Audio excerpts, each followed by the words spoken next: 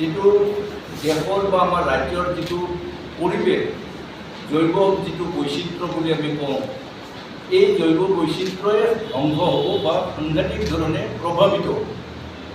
আৰু ইতিমধ্যে যিবিলাক অভিজ্ঞতা হৈছে, যেনে ধৰক আমাৰ ওচৰতে মিজোৰামত এই খেতি হৈছে।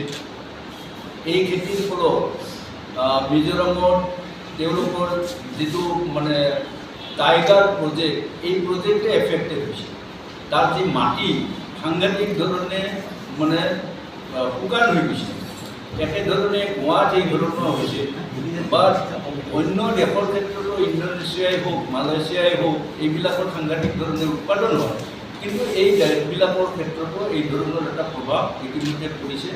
আৰু এই সম্পৰ্কত আমাৰ দেশৰ যিসকল বৈজ্ঞানিক এই ক্ষেত্ৰত তেওঁলোকেও আজি এই বিষয়টো কৈছে।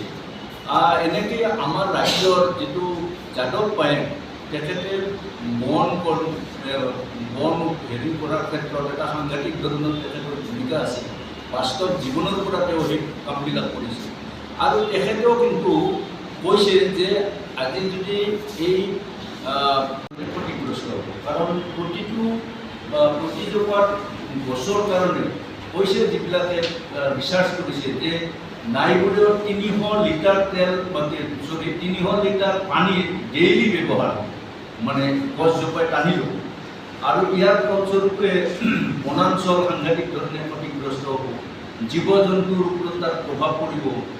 খেতি বাতি আমাৰ যিবিলাক ট্ৰেডিশ্যনেল খেতি বাতি আছে, আমাৰ ধান মৰাপাট সৰিয়হ, আমাৰ অসমৰ যি চাহপাত সাৰা পৃথিৱীৰ বিখ্যাত যি চাহপাত আৰু এটা বিৰাট পৰিমাণে অৰ্থনীতিত অৰিহণা যোগাই আছে, এই চাহৰ ওপৰত সাংঘাতিক ধৰণে এটা প্ৰভাৱ পৰাৰ সম্ভাৱনাটো যথেষ্ট পৰিমাণে আছে।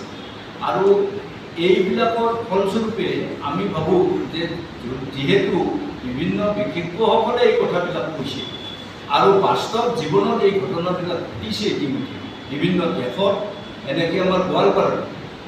গতিকে এই অভিজ্ঞতাৰ ফালৰ পৰা আমি অসম ৰাজ্যিক কৃষক সভা আৰু অসম কৃষি শ্ৰমিক ইউনিয়নে অসমত যাতে এই খেতি বন্ধ হয় তাৰ কাৰণে আমি চৰকাৰৰ ওচৰত দাবী জনাইছোঁ আৰু জনসাধাৰণক অন্ততঃ আগবাঢ়ি অহাৰ কাৰণে আমি আবেদন জনাইছোঁ।